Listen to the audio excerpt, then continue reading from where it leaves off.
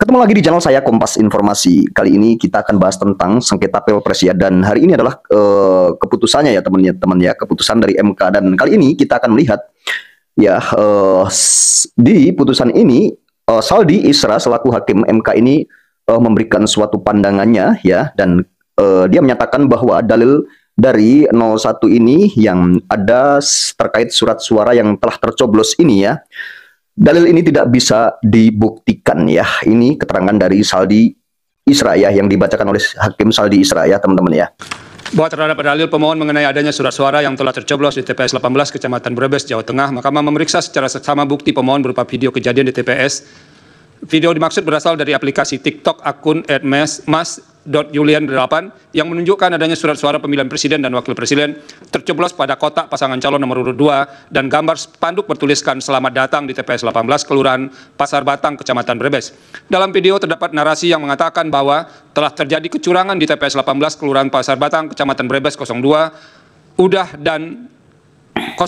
ada yang nyoblos, tolong viralkan. Menurut Mahkamah, tayangan video demikian tidak dapat membuktikan dalil pemohon bahwa terjadi surat suara tercoblos secara tidak sah di TPS 18 Desa Pasar Batang, karena tidak menggambarkan tentang peristiwa seutuhnya, sebagaimana didalilkan oleh pemohon. Mahkamah kemudian membandingkan dengan bukti termohon berupa kronologi jawaban terkait surat suara tercoblos di TPS 18 Kelurahan Pasar Batang, Kecamatan Brebes, yang ditandatangani oleh PLH Ketua KPU Kabupaten Brebes, yang pada pokoknya menjelaskan bahwa pada hari pemilihan, pemilih bernama Rina Lutfiana merupakan pemilih terdaftar di DPT TPS 18 Pasar Batang hendak melakukan pemilihan di TPS. Ketua KPPS memberikan 5 jenis surat suara kepada pemilih Rina Lutfiana. Lalu pemilih masuk ke bilik suara. Selanjutnya menyampaikan kepada petugas bahwa surat suaranya telah tercoblos. Kemudian petugas KPPS memberikan surat suara yang baru dan memasukkan surat suara yang telah tercoblos sebagai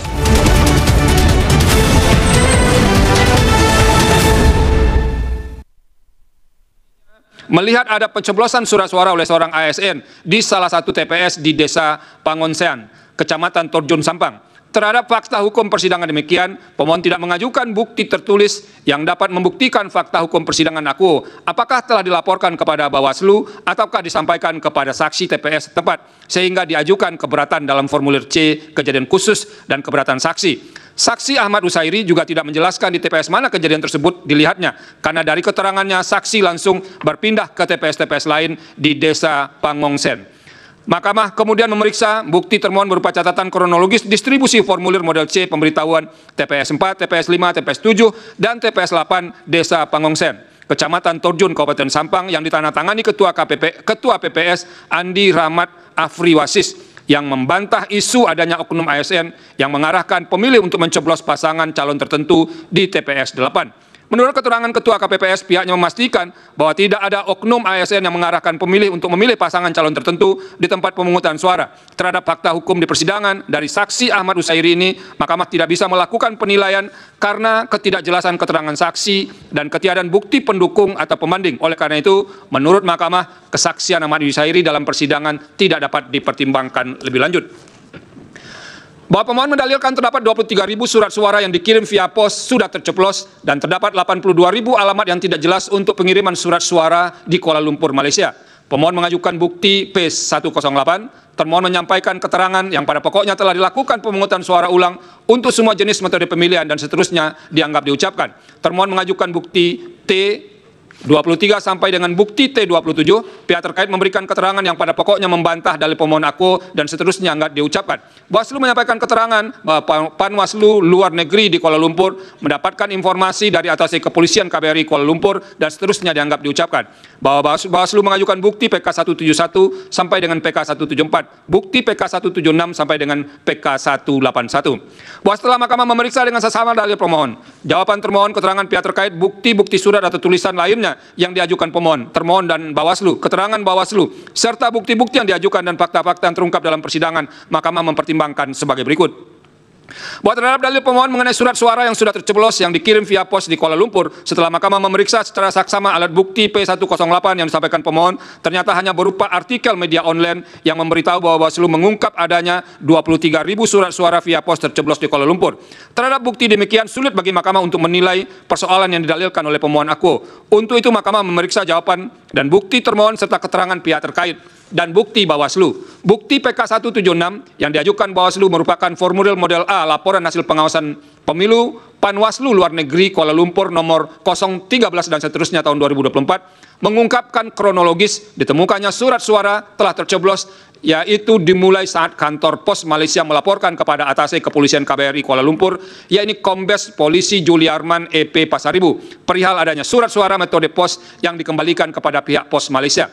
Kemudian atase Kepolisian KBRI menghubungi Ketua Panwaslu Luar Negeri Kuala Lumpur dan menjelaskan bahwa surat suara dimaksud telah diperiksa oleh Kepolisian KBRI Kuala Lumpur dengan temuan bahwa benar surat suara dimaksud adalah surat suara telah tercoblos dalam kantong yang hal demikian tidak sesuai dengan prosedur dan dilakukan oleh seseorang yang tidak diketahui identitasnya.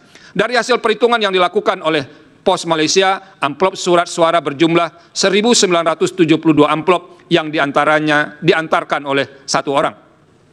Bahwa terhadap laporan hasil pengawasan pemilu, Panwaslu Luar Negeri Kuala Lumpur menerbitkan surat temuan nomor 002 dan seterusnya 7 Februari 2024 yang mengungkapkan bahwa patut diduga 1.927 surat suara dikuasai oleh seseorang yang dikirim melalui pos namun tidak sampai pada tujuan karena alamat yang tidak valid.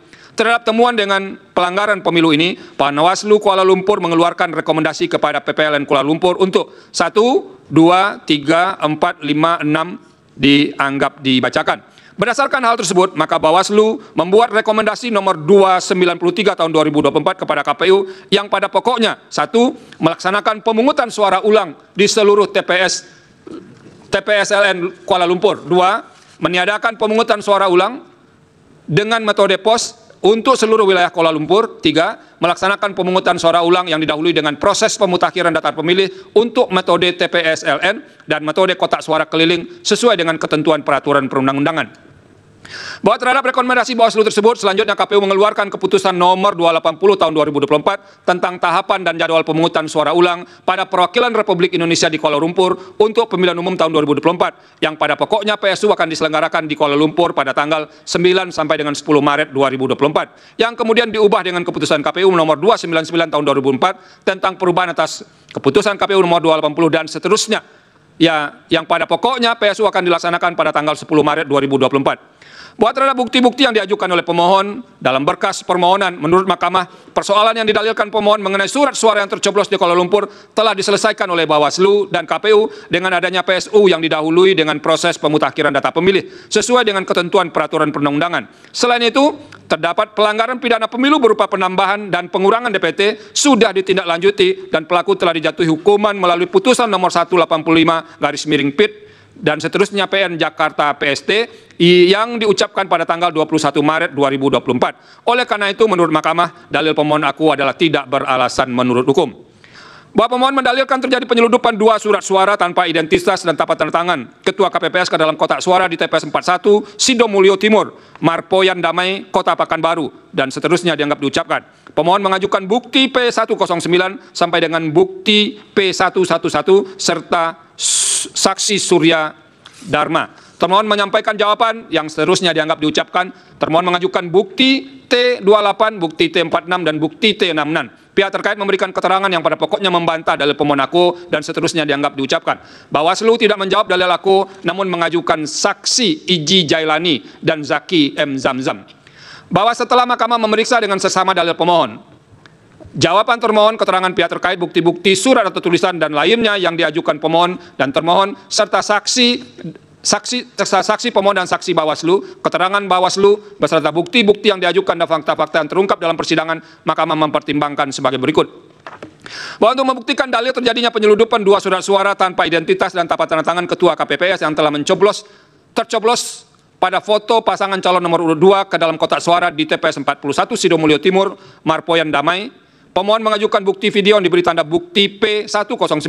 Kemudian Mahkamah memeriksa secara saksama bukti video dimaksud. Video dimaksud memperlihatkan seseorang yang diduga adalah petugas KPPS karena menggunakan tanda pengenal KPPS yang sedang menunjukkan 2 surat suara pemilihan presiden dan wakil presiden yang disebutkan telah tercoblos pada gambar pasangan calon nomor urut 2. Menurut orang dalam video dimaksud, 2 surat suara yang tidak dibubuhi tanda tangan Ketua KPPS dan tidak pula tercantum identitas TPS tersebut ditemukan dalam kotak suara pemilu presiden dan wakil presiden. Awalnya KPPS mengira surat suara tersebut adalah surat suara berlebih. Ternyata menurut orang yang dalam video, ada yang memasukkan surat suara ke dalam kotak suara. Namun tayangan video tidak memperlihatkan apa yang selanjutnya dilakukan oleh KPPS dengan surat suara dimaksud.